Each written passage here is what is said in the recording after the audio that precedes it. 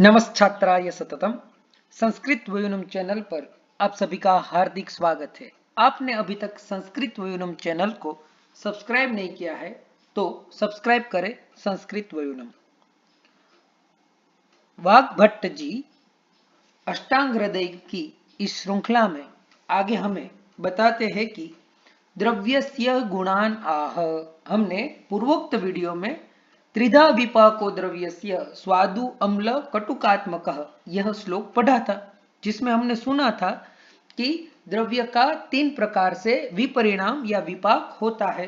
अब वही द्रव्य के गुण दर्शाते हुए कहते हैं गुरु मंद हिम स्निग्ध श्लक्ष्ण सांद्र मृदु स्थिरा गुणा सूक्ष्म विशदा विंशति सविपर्यया। यानी द्रव्य के 20 गुण जो है वह यहाँ पर गिनाए गए हैं। तो कौन कौन से वह 20 गुण है? तो गुरु, मंद, हिम, स्निग्ध, श्लक्ष्ण, सांद्र, मृदु और स्थिर, ये हुए 10 गुण। और इनके विपर्य यानी इनके विरुद्धार्थी जो है वह 10 गुण हो गए। तो वह 10 गुण कौन कौन से है?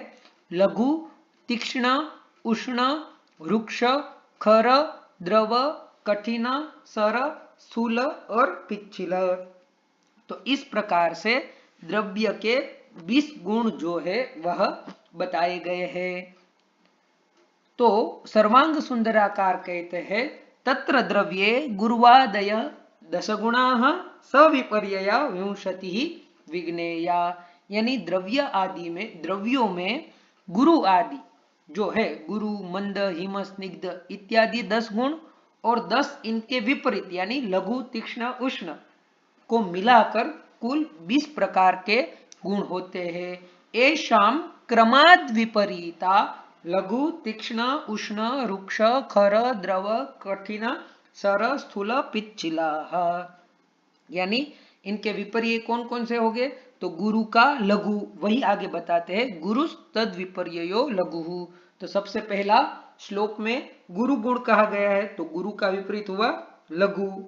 ठीक है, गुरु यानी वह गुण जो हमारे शरीर में ब्रह्मण करे वही है गुरु, और जो हमारे शरीर में हल्कापन महसूस कराए वह है लघु। फिर है मंद और तद विपर्ययः तीक्ष्ण। तो मंद गुण है और तीक्ष्ण गुण है। जिस द्रव्य में शोधन करने की शक्ति हो वह है तीक्ष्ण, और जिन द्रव्य में शमन करने की शक्ति हो उसे ही कहते हैं मंद। फिर कहते हैं हिमः तद विपर्ययः उष्णः। तो हिम गुण है और हिम का विपरीत है उष्ण गुण। तो जिसमें स्तंभन करने की शक्ति है ऐसे द्रव्यों, ऐसे गुण वाले द्रव्यों को हिम कहेंगे, और जिसमें पसीना लाने की क्षमता है ऐसे गुण को कहेंगे उष्ण। फिर है स्निग्धः तद विपर्ययः रुक्षः। इसके बाद स्निग्ध और स्निग्ध का विरोधी हुआ रुक्ष। तो रुक्ष यानी तो पता ही है, रुक्ष यानी रुखापन, और स्निग्ध यानी स्नेहन। ठीक है, तो जिसमें स्नेहनता हो वह है स्निग्ध, और जिसमें स्नेहन न हो वह है रुक्ष। फिर है श्लक्ष्णः और तद विपर्ययः खरः। तो श्लक्ष्ण और श्लक्ष्ण का विरोधी गुण जो है वह है खर। तो जिसमें रुज लाने की शक्ति हो उसको कहते हैं श्लक्ष्ण, और खर यानी जिनको खुरेदना हम कहते हैं उसी को हम क्या कह सकते हैं? खर कहते हैं। फिर है सांद्रः तद विपर्ययो द्रवः।